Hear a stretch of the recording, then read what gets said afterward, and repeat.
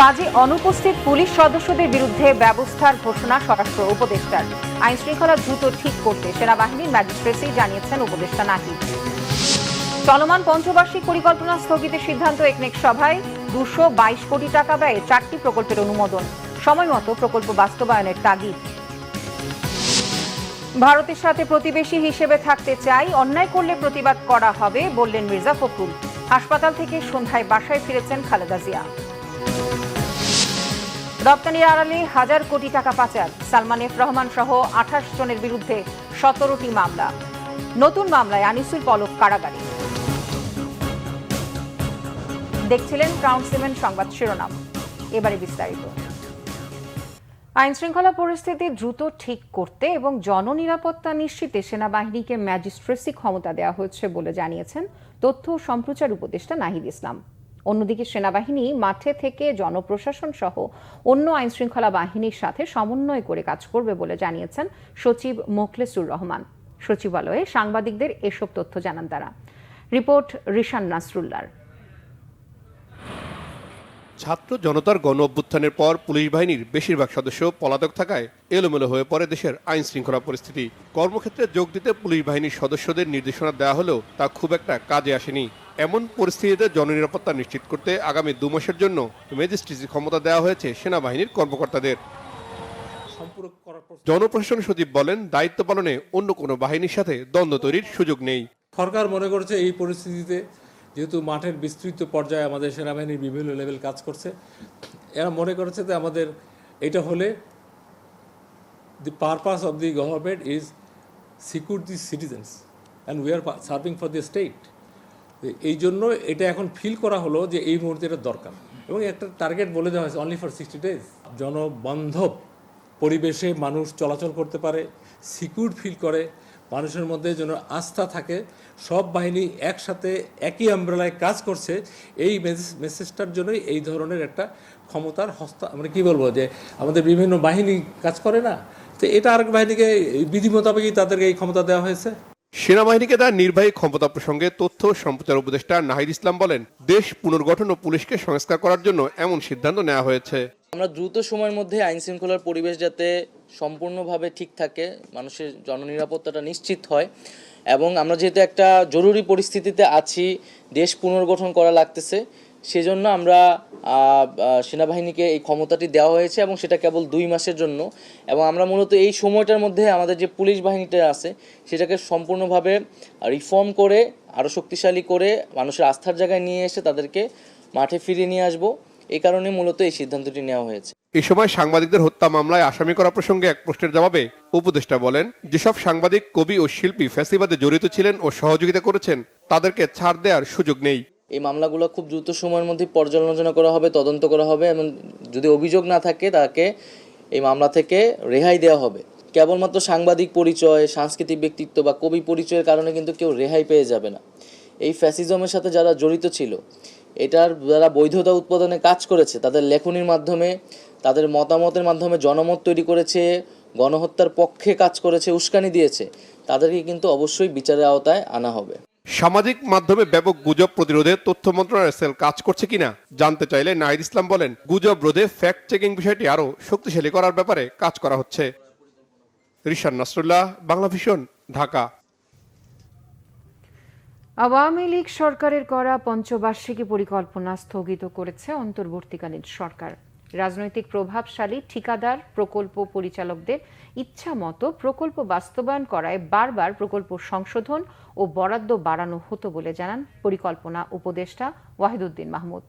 Surveillance লুটপাটের যথেষ্ট সুযোগ ছিল না বলে বৈদেশিক সাহায্য পুষ্ট প্রকল্প ফেলে রাখা হতো জানিয়ে পরিকল্পনা উপদেষ্টা জানান, দাতাগোষ্ঠী নতুন পুরাতন সব প্রকল্পেই টাকা দিতে প্রস্তুত। রোকনুজ্জামানের রিপোর্ট। বুধবার রাজধানীর তেজগাঁয়ে প্রধান উপদেষ্টার কার্যালয়ে প্রধান উপদেষ্টা অধ্যাপক মোহাম্মদ ইউনূসের সভাপতিত্বে অন্তর্বর্তীকালীন সরকারের প্রথম জাতীয় অর্থনৈতিক পরিষদের নির্বাহী কমিটির সভা অনুষ্ঠিত হয়। সভায় 1200 কোটি টাকা ব্যয়ে 4টি প্রকল্পের অনুমোদন দেয় একনেক। এর মধ্যে 600 কোটি টাকা ব্যয়ে গ্যাস অনুসন্ধানের একটি প্রকল্প রয়েছে। সভা পরবর্তী রাজধানীর আগারগাঁয়ে পরিকল্পনা মন্ত্রণালয়ে ব্রিফিং করেন পরিকল্পনা উপদেষ্টা ওয়াহিদুদ্দিন মাহমুদ। আওয়ামী লীগ সরকারের আমলে প্রকল্প অনুমোদনের সাথে বাস্তবায়নের বিস্তর ফারাকের কথা জানান পরিকল্পনা উপদেষ্টা। আমাদের অর্থনীতির দিক নির্দেশনা, নতুন দিক নির্দেশনা এবং তার অর্থায়ন কী করে হবে এটার জন্য একটা টাস্ক ফোর্স হয়েছে। 3 মাসের মধ্যে তারা রিপোর্ট দেবে প্রকল্পগুলো কেন নষ্ট হলো, কেন এতবার সময় বাড়াতে হলো এবং কেন এতবার অর্থ বরাদ্দ দিতে হলো, বাড়তি অর্থ বরাদ্দ দিতে হলো, এবং কেন কিছু কিছু বড় বড় প্রকল্পের খরচ আন্তর্জাতিক যে হিসাব তার থেকে 3-4 গুণ কেন বেশি হলো। লুটপাটের সুযোগ কম থাকায় বৈদেশিক সাহায্যপুষ্ট প্রকল্প ফেলে রাখা হতো বলেও মন্তব্য করেন তিনি। জানান, সব ধরনের উন্নয়ন প্রকল্প বাস্তবায়নে যত প্রয়োজন তত অর্থ দিতে চান দাতারা। সরকার মূল্যস্ফীতি কমানো সহ শিক্ষা প্রযুক্তি খাতে নতুন নতুন প্রকল্পকে অগ্রাধিকার দেবে বলে জানান পরিকল্পনা উপদেষ্টা। রাজনৈতিক মদতপুষ্ট স্বার্থগোষ্ঠীর জন্য অনেক প্রকল্প হয়তো নেওয়াই হয়, অথবা ভালো প্রকল্প নিলেও সেগুলোকে অপচয় করা হয়, দুর্নীতি হয়। আমরা সেগুলোকে বলছি যে রাজনৈতিক প্রকল্প আমি বলবো না, আমি বলবো যে অপরাজনৈতিক প্রকল্প। টাকার যাতে অপচয় না হয়, দুর্নীতি যাতে না হয়, সেটা হলো আমাদের প্রধান লক্ষ্য। এতে যদি কম ব্যয় হয়, বাজেটের আকার ছোট হয়, আমার নিজের ব্যক্তিগতভাবে তাতে কোনো অসুবিধা নেই। ওয়াহিদুদ্দিন মাহমুদ জানান, শেখ হাসিনা সরকারের করা পঞ্চবার্ষিক পরিকল্পনা স্থগিত করা হয়েছে। বর্তমান সরকার নয়, পরবর্তী রাজনৈতিক সরকারই নেবে পরবর্তী পঞ্চবার্ষিক পরিকল্পনা। যাত্রাতেই বোঝা গেছিল ওটা হবে না। রুকুনুজ্জামান, বাংলা ভিশন, ঢাকা। বিএনপি মহাসচিব মির্জা ফখরুল ইসলাম আলমগীর বলেছেন, ভারতের সাথে প্রতিবেশী হিসেবে থাকতে চাই, তবে অন্যায় করলে প্রতিবাদ করা হবে। শেখ হাসিনার বিচারের দাবিতে ঠাকুরগাঁওয়ের হরিপুরে বিএনপির আয়োজনে জনসভায় প্রধান অতিথির বক্তব্যে তিনি কথা বলেন। মির্জা ফখরুল বলেন, ছাত্র জনতার আন্দোলনের ফলে ফ্যাসিস্ট সরকার পতনের পর দেশ এখন মুক্ত, স্বাধীন। এই স্বাধীনতা ততক্ষণ থাকবে যতক্ষণ তা ধরে রাখা যাবে। শেখ হাসিনা হাজার হাজার মানুষ খুন করেছেন, বিএনপি নেতা ও ছাত্র জনতাকে নির্যাতন করেছেন, নির্যাতনের আয়না ঘর বানিয়েছেন। বিএনপি মহাসচিব বলেন, জনতার ভয়ে শেখ হাসিনা ভারতে পালিয়ে গেছেন। মির্জা ফখরুল বলেন, সনাতন ধর্মাবলম্বী সহ সব সংখ্যালঘু সম্প্রদায়ের মানুষ দেশের আমানত, তাদের জানমালের নিরাপত্তা দেওয়ার দায়িত্ব সবার।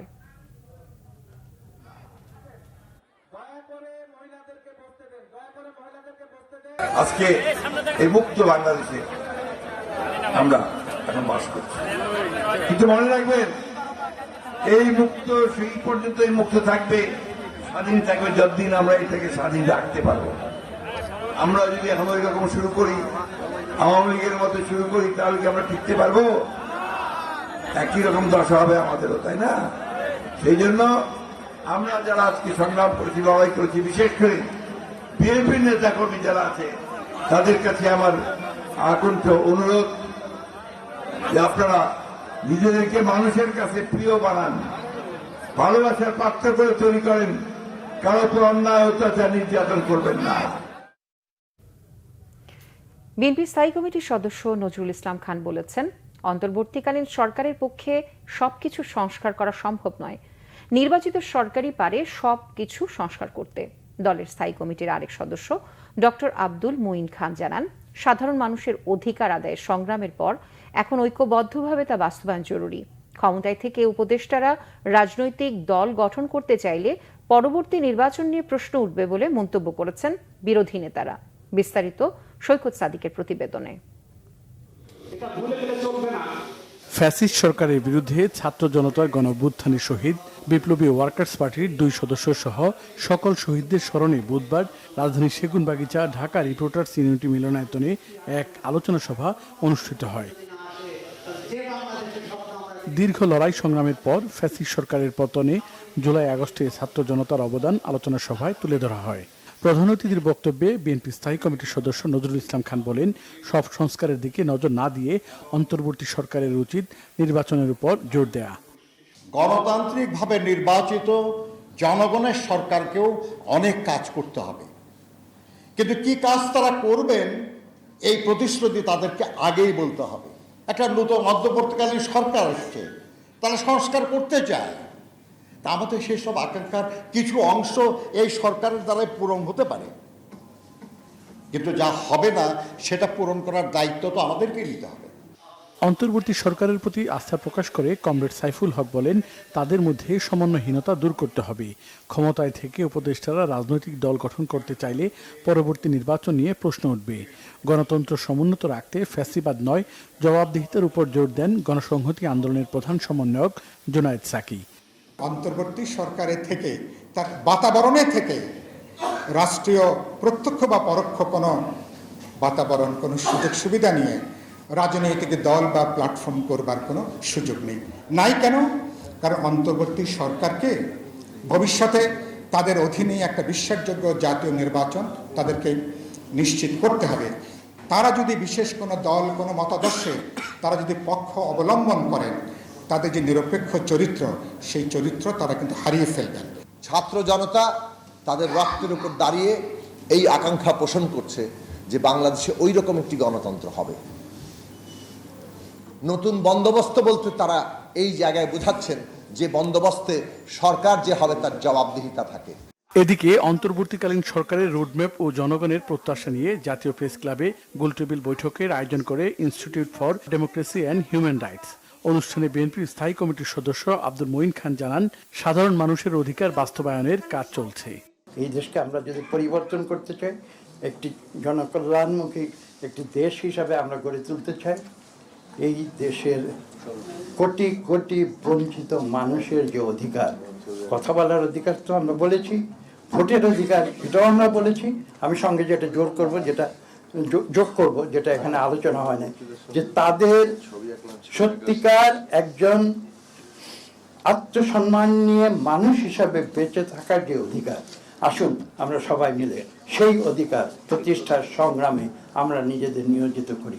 দেশ গড়তে ঐক্যবদ্ধ হবার কথাও জানান আলোচকরা। সৈকত সাদিক, বাংলা ভিশন, ঢাকা। রাজধানীর এভারকেয়ার হাসপাতাল থেকে আজ সন্ধ্যা 7টায় গুলশানের বাসায় ফিরেছেন বিএনপি চেয়ারপারসন বেগম খালেদা জিয়া। এভারকেয়ার হাসপাতাল থেকে গুলশানের বাসভবন ফিরোজার উদ্দেশ্যে সন্ধ্যায় রওনা দেন বেগম খালেদা জিয়া। মেডিকেল বোর্ডের সিদ্ধান্তে স্বাস্থ্যের কিছু জরুরি পরীক্ষা নিরীক্ষা এবং চিকিৎসা শেষে হাসপাতাল থেকে বাসায় ফিরলেন BNP chairperson. Liver, kidney, diabetes ও আর্থারাইটিস সহ নানা জটিলতায় ভুগছেন বেগম খালেদা জিয়া। স্বাস্থ্য পরীক্ষার জন্য গত 11 সেপ্টেম্বর রাত 1:45টার দিকে রাজধানীর এভারকেয়ার হাসপাতালে নেওয়া হয়েছিল তাকে। এর এক সপ্তাহ পর বাসায় ফিরলেন তিনি। রফতানি বাণিজ্যের আড়ালে মানি লন্ডারিং এর মাধ্যমে প্রায় 1000 কোটি টাকা পাচারের অভিযোগে বেক্সিমকো গ্রুপের কর্ণধার সালমান এফ রহমান সহ 28 জনের বিরুদ্ধে 17টি মামলা করেছে সিআইডি। খুদে বার্তা পাঠিয়ে গণমাধ্যমকে এই তথ্য জানায় সিআইডি। এতে বলা হয়, মানি লন্ডারিং প্রতিরোধ আইন ও বিধি মোতাবেক পরিচালিত সিআইডির অনুসন্ধানে সালমান এফ রহমান এবং তার ভাই ASF রহমানের 17টি প্রতিষ্ঠানের বিরুদ্ধে অভিযোগের প্রাথমিক সত্যতা পাওয়া গেছে। এসব প্রতিষ্ঠানের নামে 2021 সাল থেকে 2024 সাল পর্যন্ত বিভিন্ন সময়ে জনতা ব্যাংকের মতিঝিল শাখা থেকে 93টি এলসির বিপরীতে পণ্য রফতানি করে নির্ধারিত সময়ের পরেও রফতানি মূল্য প্রায় 1000 কোটি টাকা বাংলাদেশে না এনে বিদেশে পাচার করা হচ্ছে। এছাড়া সালমান এফ রহমান ও তার বেক্সিমকোর বিভিন্ন প্রতিষ্ঠানের নামে বেনামে প্রায় 33,470 কোটি টাকা ঋণ নিয়ে বিদেশীয় পাচারের অভিযোগও অনুসন্ধান করছে সিআইডি। সালমান এফ রহমান, আনিসুল হক, জুনায়েদ আহমেদ পলক, বিচারপতি মানিক ও সাবেক আইজিপি চৌধুরী আবদুল্লাহ আল মামুনকে নতুন মামলায় গ্রেফতার দেখিয়ে কারাগারে পাঠানোর নির্দেশ দিয়েছে আদালত। এদের মধ্যে সালমান এফ রহমান, জুনায়েদ আহমেদ পলক ও আনিসুল হককে 3 মামলায় এবং সাবেক বিচারপতি মানিককে গ্রেফতার দেখানো হচ্ছে 6 মামলায়। সাবেক আইজিপি চৌধুরী আবদুল্লাহ আল মামুনকে 2 মামলায় গ্রেফতার দেখানো হচ্ছে। সকাল 8টায় কারাগার থেকে তাদের ঢাকার চিফ মেট্রোপলিটন ম্যাজিস্ট্রেট আদালতে নেওয়া হয়। এ সময় বাড্ডা, লালবাগ, আদাবর ও খিলগাঁও থানার 13টি হত্যা মামলায় তাদের গ্রেফতার দেখানোর আবেদন করে পুলিশ। শুনানি শেষে মেট্রোপলিটন ম্যাজিস্ট্রেট এর আদালত তাদের বিভিন্ন মামলায় গ্রেফতার দেখানোর আবেদন মঞ্জুর করে কারাগারে পাঠানোর নির্দেশ দেন। মেট্রো রেলের অবকাঠামো, পিলার ও গার্ডারের মাঝের রাবার প্যাড খুলে যাওয়ায় সকাল 10:45 থেকে আগারগাঁও মতিঝিল অংশে মেট্রো চলাচল বন্ধ। ভোগান্তিতে যাত্রীরা, ঘণ্টার পর ঘণ্টা দাঁড়িয়ে থেকেও মিলছে না যানবাহন, রিকশা, মোটরসাইকেল ও সিএনজিতে নেওয়া হচ্ছে অতিরিক্ত ভাড়া। এদিকে মেট্রো স্টেশনে যান্ত্রিক ত্রুটির কথা ঘোষণা না দেয়ায় ক্ষোভ যাত্রীদের। বিস্তারিত ফরুক বাবুর রিপোর্টে। রাজধানীর খামারবাড়ি মেট্রো স্টেশনের আগে অবকাঠামো পিলার ও গার্ডারের মাঝের একটি রাবার প্যাড খুলে গেছে, যে কারণে আগারগাঁও থেকে মতিঝিল পর্যন্ত মেট্রো রেল চলাচল বন্ধ থাকে। বুধবার সকাল 9:40 পর মেট্রো রেল চলাচল করছে উত্তরা থেকে আগারগাঁও পর্যন্ত। সব যাত্রীরা বাধ্য হচ্ছেন আগারগাঁও স্টেশনে নেমে যেতে। এ কারণে যাত্রীদের পড়তে হচ্ছে চরম ভোগান্তিতে। আগারগাঁও মেট্রো স্টেশন থেকে বের হয়ে ঘন্টার পর ঘন্টা দাঁড়িয়ে থাকতে হচ্ছে গণপরিবহনের জন্য। তবে সেনাবাহিনী ম্যাজিস্ট্রেসি পাওয়ার পর থেকে ফিটনেস ও লাইসেন্সবিহীন গণপরিবহন সড়কে নামছে না, যে কারণে একদিকে পরিবহন সংকট, অন্যদিকে মেট্রো রেল বন্ধ থাকায় যাত্রীদের ভোগান্তি চরম আকার ধারণ করেছে। এখন নামাই দিছে, এখন আমরা কিছু পাচ্ছি না, পাচ্ছি বাস, না সিএনজি, না হুন্ডা, কোনোটাই না। প্রায় 1 ঘন্টা 30 মিনিটের মতো দাঁড়িয়ে আছি এবং আমাদের এই রোদের মধ্যে অনেক কষ্ট হচ্ছে। এখন আমরা কোনো বাসই পাচ্ছি না যে আমরা যাব, এই যে শাহবাগের গাড়ির জন্য দাঁড়ায় আছি, পাচ্ছি না। গণপরিবহন সংকট দেখা দেয়ায় সিএনজি, রিকশা, মোটরবাইক চালকরা দাবি করছে অতিরিক্ত ভাড়া। অভিযোগ যাত্রীদের। 10 মিনিট 15 মিনিট পরপরে একটা করে মেট্রো আসছে, যেহেতু এটা লাস্ট স্টেশন এখন, কিন্তু কোনো বাহন নাই, আপনার সিএনজি নাই, আপনার উবার নাই। আমার হাজব্যান্ড অফিসে অসুস্থ হয়ে পড়ছে, ফোন করেছে, আমি জানিও না যে মেট্রোর সমস্যা, তাহলে আমি ওখান থেকেই সিএনজি নিয়ে আসতাম। এখানে আসার পরে দাঁড়িয়ে আছি, না পাচ্ছি, একটা বাস পাচ্ছি না, রিক্সা পাচ্ছি না, সিএনজি পাচ্ছি, এবং তারা অতিরিক্ত ভাড়া, যে ভাড়ায় তারা যাওয়া যায় না, 2 গুণ 3 গুণ ভাড়া যাচ্ছে। এটা কি হওয়া উচিত আসলে? মোটরসাইকেল মনে করেন যে পল্টন যাবার 200 টাকা বলছে, তাও যাইতেছে না। অলরেডি বলছে 350 টাকা যাইতে পারবে, নাইলে না। 300 টাকা সিএনজি ভাড়া লাগে, বাট আজকে 1000 টাকা সিএনজি ভাড়া নিয়েছে। সকাল থেকে মেট্রো রেল পথে সমস্যা সৃষ্টি হওয়ার কথা উত্তরা উত্তর ও মিরপুর কোনো স্টেশন থেকে যাত্রীদের জানানো হয়নি। আগারগাঁও স্টেশনে নামতে বাধ্য হওয়ায় ক্ষোভ যাত্রীদের। আমার সাথে এক ছোট ভাই ছিল, ও 100 টাকা নিয়ে বের হয়েছে, ওর কার্ডে রিচার্জ করছে, সে যাবে হচ্ছে আপনার মতিঝিল। এখন সে যে মতিঝিল পর্যন্ত যাবে, তার পকেটে আর কোনো টাকা নেই। আমি যে যখন চেক ইন করছি, কার্ড দিয়ে আমি এন্টার করছি, ওইখানেও যদি একটু বলে দিত এটা কিন্তু শুধু আগারগাঁও পর্যন্ত যাচ্ছে, তাইলে আমি হয়তো ডিসিশন চেঞ্জ করতাম। ফরুক বাবু, বাংলা ভিশন, ঢাকা। ঢাকা মহানগর আওয়ামী লীগের যুগ্ম সাধারণ সম্পাদক মহিউদ্দিন মহি 13 বছর ধরে সভাপতি থেকে বাংলাদেশ সমবায় ব্যাংককে ধ্বংসের দ্বারপ্রান্তে নিয়ে গেছেন বলে অভিযোগ করেছেন ব্যাংকটির শেয়ার হোল্ডাররা। আজ রাজধানীর ডিপ্লোমা ইঞ্জিনিয়ার্স ইনস্টিটিউশনে সমবায় ব্যাংকের 47তম বার্ষিক সাধারণ সভায় প্রধান অতিথির উপদেষ্টা এএফ হাসান আরিফের উপস্থিতিতে তারা এ অভিযোগ করেন। শেয়ার হোল্ডাররা অভিযোগ করেন, ব্যাংকটি থেকে কয়েকশো কোটি টাকা লুটপাট, নিয়োগ বাণিজ্য এবং 12,500 ভরি স্বর্ণ বিক্রি করে আত্মসাৎ করা হয়েছে। তারা জড়িতদের বিরুদ্ধে ব্যবস্থা নেওয়ার দাবি জানান। এ সময় এএফ হাসান আরিফ দোষীদের বিরুদ্ধে ব্যবস্থা নেওয়ার আশ্বাস দেন। তিনি বলেন, ব্যাংকটির 80% শেয়ারের মালিক সমবায়ীরা, তারপরও তারা একজনের বিরুদ্ধে ব্যবস্থা নিতে না পারায় হতাশা প্রকাশ করেন। বলেন, সমবায় অধিদপ্তরের মহাপরিচালকও এর দায় এড়াতে পারেন না। সংবাদ শেষ করব ক্রাউন সিমেন্ট শিরোনামগুলো আরও একবার জানিয়ে।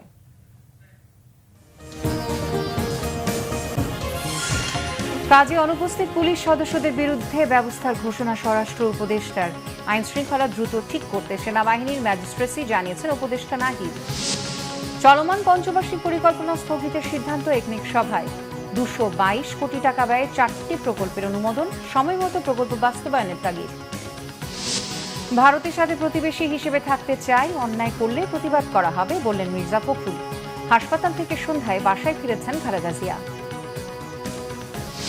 রফতানির আড়ালে 1000 কোটি টাকা পাচার, সালমান এফ রহমান সহ 28 জনের বিরুদ্ধে 17টি মামলা।